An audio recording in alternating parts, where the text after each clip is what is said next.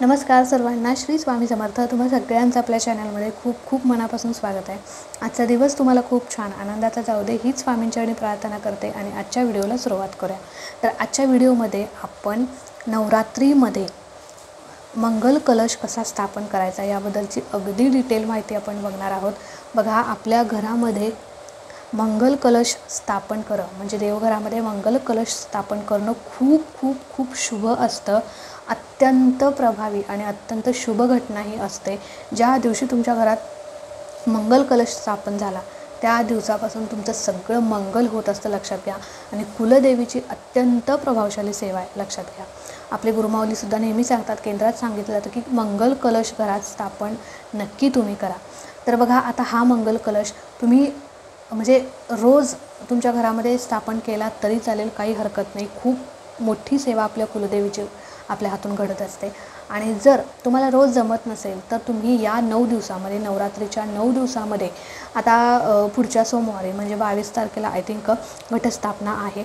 आणि घटस्थापनेच्या दिवशी तुम्हाला हा मंगल कलश, जसं आपण देव बसवतो, घट बसवतो, त्या दिवशी तुम्हाला हा मंगल कलश कुलदेवीच्या नावाने स्थापन करायचा आहे. तर बघा, काय करायचं, सगळ्यात महत्त्वाचं याचे फायदे मी तुम्हाला सांगते.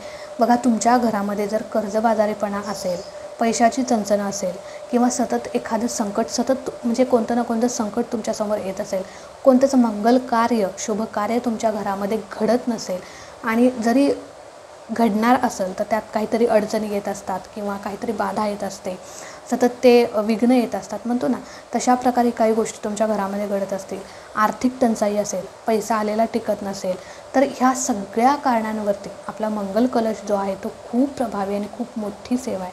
जर तुमच्या घरामध्ये कुलदेवीची सेवा घडत नसेल तर अत्यंत ही सेवा जी आहे ती तुम्ही नक्की करून बघा. अत्यंत प्रभावी सेवा आहे.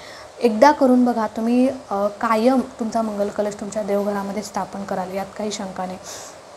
तर बघा, आता म्हणजे कसा करायचा, आता मी डिटेल व्हिडिओ तुम्हाला सांगते. अगदी साधं सोपं आहे, काही अवघड नाही. तर तुम्हाला आपण घटस्थापनेच्या दिवशी देव बसवतो, देव बसवल्यानंतर म्हणजे घट बसवल्यानंतर साईडलाच म्हणजे तुम्हाला मंगल कलश कुलदेवीच्या नावाने स्थापन करायचा आहे.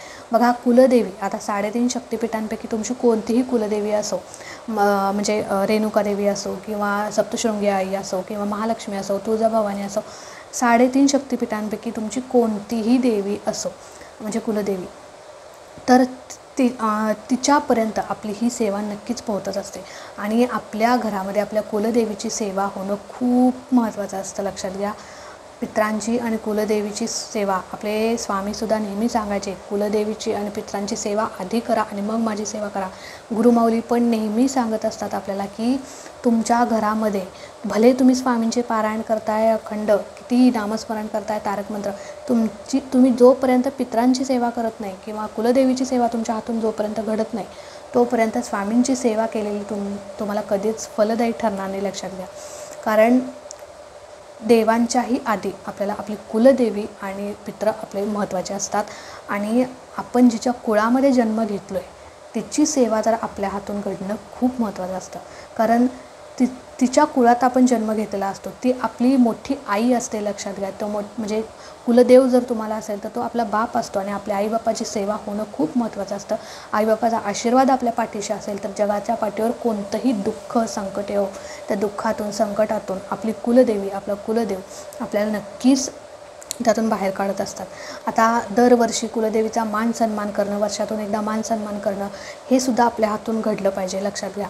तर बघा, आपण दरवर्षी दिवाळीला नवीन कपडे घेत असतो, सगळं घेत असतो, पण कुलदेवाला आपण तसंच ठेवत असतो. त्यांचा मान सन्मान करणं, त्यांना पोशाख करणं, हे पण आपल्या हातून घडलं पाहिजे. भले तुम्ही भारीतलं घ्या पोशाख, उंची पोशाख घ्या, सगळं असं काय नाही, तुमच्या ऐपतीप्रमाणे जमेल तसं तुम्ही त्यांचा मान सन्मान करायचा आहे, पण करायचा आहे, लक्षात घ्या. वर्षातून एकदा तरी हे घडलंच पाहिजे, लक्षात घ्या. तर आता कुलदेवीची सेवा तुम्हाला रोज जमत नसेल तर तुम्हाला काय करायचं, या 9 दिवसामध्ये आपल्याला जास्तीत जास्त आपल्याला कुलदेवीची सेवा करायची. तर मंगल कलश बघा, थोडं विषयांतर झालं, माफ करा. तर घटस्थापना म्हणजे आपल्याला घट बसवल्यानंतर साईडलाच आपल्याला तांब्या घ्यायचा आहे. म्हणजे आता कसं करायचं, कोणती गोष्ट त्यामध्ये टाकायची, सगळं डिटेल सांगते, तुम्ही व्हिडिओ शेवटपर्यंत बघा. तर मी साईडला इमेज पण देईन. तर बघा, तांब्या तुम्हाला घ्यायचा आहे. सगळ्यात पहिले तुम्हाला एक म्हणजे प्लेट घ्यायची आहे, अशी खोलगट प्लेट घ्यायची आहे. त्याच्या आता तुमच्या जर देवघरामध्ये जास्त जागा असेल तर तुम्ही डायरेक्ट तिथे एक थोडंसं म्हणजे लाल कापड वगैरे अंथरून, लाल कपडा वगैरे अंथरून त्याच्यावरती ठेवू शकता. पण आता कसं होतं की देवघर छोटं असल्यावर काय करायचं, मग बघा एकीकडे आपले देवघट पण बसवलेले असतात, अडचण असते. त्याच्यामुळे एक छोटीशी प्लेट घ्यायची आहे तुम्हाला. त्या प्लेटमध्ये तुम्हाला अष्टदल कमळ काढायचं आहे तांदूळाने. म्हणजे त्या तांदळाला थोडेसे हळद कुंकू लावायचे, नुसतं पांढरे तांदूळ घ्यायचे नाहीत. तर अष्टदल कमळ तुम्हाला काढायचं आहे. आणि सोबतच तुम्हाला त्याच्यावरती आता अष्टदल प्लेटवरती तांदळाने अष्टदल कमळ काढायचं. त्याच्यावरती आपल्याला तांब्याचा तांब्या ठेवायचा आहे. तांब्याच्या तांब्यावरती तुम्हाला स्वस्तिक चिन्ह काढायचं आहे. स्वस्तिकाला साईडला 2 रेषा ओढायच्या आहेत, तरच स्वस्तिक पूर्ण होतं, लक्षात घ्या. आणि त्याच्यानंतर आता तांब्याच्या तांब्यामध्ये तुम्हाला पाणी घ्यायचं आहे. पाणी भरून घ्यायचं.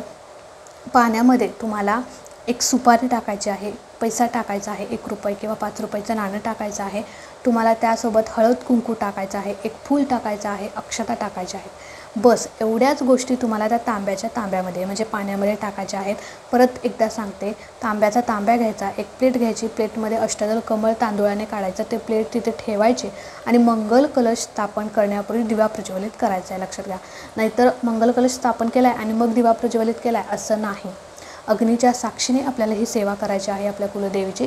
त्याच्यामुळे ही सेवा करण्याआधी तुम्हाला दिवा प्रज्वलित करायचा. प्लेट घ्यायची, परत मी ते सांगते, प्लेट घ्यायची, त्याच्यावर अष्टदल कमळ काढायचं आणि तुम्हाला एक तांब्याचा तांब्या घ्यायचा आहे. तो तांब्या त्या कमळावरती ठेवायचा, तांदूळाने जे आपण कमळ काढले त्याच्यावरती. त्या तांब्यावरती स्वस्तिक चिन्ह काढायचं. त्या तांब्यामध्ये एक सुपारी, एक पैसा, हळद कुंकू, अक्षता, सोबतच एक फूल, जे कोणतं फूल तुमच्याकडे असेल ते, आणि ह्या सगळ्या गोष्टी टाकायच्या आहेत. झालं. आता त्याच्यानंतर तुम्हाला एक नारळ घ्यायचा आहे. नारळ जो आहे तो सालासहित तुम्हाला घ्यायचा आहे. साल काढलेला असेल तरी चालेल, पण सालासकट घ्यायचा. आणि नवीन नारळ घ्यायचा आहे, लक्षात घ्या. कुणी आहेराला दिलेला, कुणी शुभेच्छा म्हणून दिलेला किंवा ओटीला आलेला नारळ घेऊ नका. नवीन नारळ तुम्ही आणा आणि नवीन नारळ घ्या. ठीक आहे. तर आता तोच नारळ जो आहे तो त्याच्या शेंडीचा जो भाग आहे तो वर करायचा, म्हणजे वरती येईल अशा प्रकारे तो नारळ त्यावरती ठेवायचा. नारळ ठेवण्यापूर्वी तुम्हाला 5 किंवा 7 शक्यतो 5च ठेवा. 7 ठेवले तर ते व्यवस्थित बसणार नाही. 5 विड्याची पाने म्हणजे खाऊची पाने, नागलीची पाने पण म्हणतात, आमच्याकडे खाऊची पानं म्हणतात. तर 5 विड्याची पाने ठेवायची त्याच्यावरती. आता ती कशी ठेवायची तुम्हाला माहिती आहे. 5 विड्याची पाने ठेवून त्याच्यावरती तो नारळ ठेवायचा, शेंडी वर करून. त्याच्यानंतर आता त्याला हळद कुंकू लावायचं. हळद कुंकू लावून दीप धूप अगरबत्ती ओवाळून त्या कलशाची स्थापना करायची. आणि तुमच्याकडे जर पद्धत असेल तर तिथं म्हणजे त्या मंगल कलशाला शृंगार करायचा. म्हणजे दागिने असतील किंवा मुखवटा असेल तर आम्ही तर काय करत नाही, मी असाच स्थापन करते. एक दागिना फक्त घालते, कारण माझ्याकडे मुखवटा वगैरे असं काही ते नाही आहे. त्याच्यामुळे जर तुमच्याकडे असेल तर नक्कीच तुम्ही शृंगार करा. खूप सुंदर वाटेल, खूप चैतन्य आणि मंगल असं छान वाटेल तुम्हाला. जर तुमच्याकडे ते सगळं मुखवटा वगैरे असेल ना तर तुम्ही नक्की ते करा. आणि अशा प्रकारे तो नारळ ठेवून त्याला हळद कुंकू, फूल वाहून, धूपदीप अगरबत्ती ओवाळून नैवेद्य दाखवायचा आहे. आणि आपल्याला तो 9 दिवस, आता ह्यावेळी 11 दिवस नवरात्र आलेले आहे, तर 11 दिवस तुम्हाला तो मंगल कलश तुमच्या घरामध्ये, देवघरामध्ये घटाच्या शेजारी स्थापन करायचं आहे, लक्षात घ्या. आता याची सेवा कशी करायची बघा. आता मंगल कलशचं स्थापन केलेलं आहे तर त्याची सेवा कशी करायची. आता तुम्ही शृंगार करणार असाल तर नक्की करा, खूप भारी वाटतं.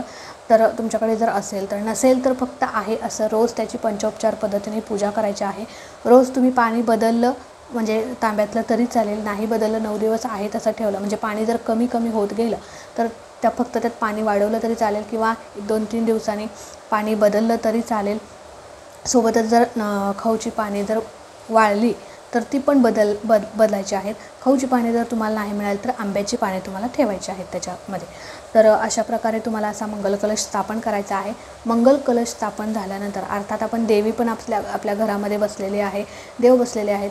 तर आपल्या घरामध्ये आपल्या कुलदेवीला प्रार्थना करायची आहे की हे कुलदेवी, जी पण तुमची कुलदेवी असेल, हे तुळजाभवानी, तुझा आज मंगल कलश मी तुझ्या नावाने स्थापन केलेला आहे आणि तुझ्या या मंगल कलश जसा स्थापन झालेला आहे तसंच माझ्या घरामध्ये सुद्धा सगळं मंगल होऊ दे, शुभ कार्य घडू देत. जे काही सतत वारंवार संकट येत आहे ते संकट दूर निघून जाऊ दे आणि घरामध्ये आयुष्याची प्रगती होऊ दे, घरामध्ये प्रगती होऊ दे, घरामध्ये सगळं मंगल कार्य घडू दे. आजारपण असेल, ज्या काही वाईट गोष्टी आहेत त्या निघून जाऊ देत. बघा, मंगल कलश स्थापन करणं म्हणजे एक जे पण आपल्यावर संकट आलेलं असतं ना ते मंगल कलश स्वतःवर ओढून घेत असतो. म्हणून मंगल कलश घरामध्ये स्थापन करणं खूप गरजेचं असतं, खूप महत्त्वाचं असतं. ज्यावेळी तुमच्यावर एखादं संकट येतं त्यावेळी तो मंगल कलश आहे ना तो स्वतःवर ते संकट असतं ते ओढावून घेत असतो. त्याच्यामुळे या नवरात्रीमध्ये तुम्ही नक्की अवश्य मंगल कलश स्थापन करा. आता जर तुम्हाला 9 दिवसानंतर पण तुम्हाला इच्छा झाली की नाही माझ्या देवघरामध्ये कायम हा मंगल कलश असला पाहिजे, तर तुम्ही कायमसुद्धा असं ठेवू शकता.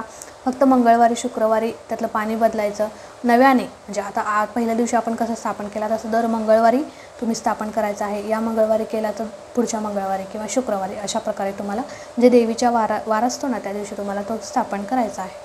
तर अगदी काही नाही, जास्त काही करावं लागत नाही. रोज त्याची पूजा करायची, फूल व्हायचं, देवीचं स्मरण करायचं, कुलदेवीची सेवा. म्हणजे आता तुम्हाला कुलदेवीची सेवा करायला आता रोज दुर्गा सप्तशतीचे अध्याय तुम्हाला वाचायला जमत असतील तर तुम्ही ओम ऐं ह्रीं क्लीं चामुंडाय विचे हा मंत्र जो आहे तो 99 मंत्र आहे. तर हा 99 मंत्र अतिशय प्रभावशाली मंत्र आहे. महाकाली, महासरस्वती, महालक्ष्मी ह्या तिन्ही देवींची शक्ती या मंत्रामध्ये आहे आणि खूप ताकदवान हा मंत्र आहे. त्याच्यामुळे आणि देवीचा मंत्र आहे त्याच्यामुळे ओम ऐं ह्रीं क्लीं चामुंडाय विचे. जर तुम्हाला तुमच्या कुलदेवीचा मंत्र माहीत नसेल तर तुम्ही या मंत्राचं रोज तुम्हाला 108 वेळा म्हणजे जप करायचा आहे. तुमची कुलदेवी कोणतीही असो तिच्यापर्यंत तुमची सेवा नक्कीच पोहोचते, लक्षात घ्या. म्हणून मंगल कलश स्थापन झाल्यानंतर आणि आपल्या घरात देवी बसवल्यानंतर, गट बसवल्यानंतर तुम्हाला ही सेवा तेवढी आवर्जून करायची आहे. आता आपल्या चॅनलवर नक्कीच त्याचा व्हिडिओ येईल की नवरात्रीमध्ये कोणत्या सेवा कराव्यात, दुर्गा सप्तशती पाठ कसे करावेत किंवा कोणती सेवा करावी, या सगळे डिटेल व्हिडिओ मी येतील आपल्या चॅनलवरती. त्यामुळे चॅनलशी कनेक्ट राहा. अजून सबस्क्राईब केलं नसेल तर नक्की सबस्क्राईब करा. मंगल कलशाविषयी अजून काही तुमचे प्रश्न असेल तर नक्की कमेंटमध्ये विचारा, मी नक्की त्याचे उत्तर देईल. तर चला, आजचा व्हिडिओ इथेच एंड करते. आवडला असेल तर नक्कीच लाईक करा, शेअर करा. चॅनलवरती नवीन असाल तर चॅनलला सबस्क्राईब नक्की करा. भेटूया अशाच एका नवीन व्हिडिओसोबत, नवीन सेवेसोबत. तोपर्यंत खुश राहा, आनंदी राहा. सगळ्यात महत्त्वाचं कुलदेवीसोबत, पितरांसोबत आपल्या स्वामींची देखील सेवा करत राहा. श्री स्वामी समर्थ.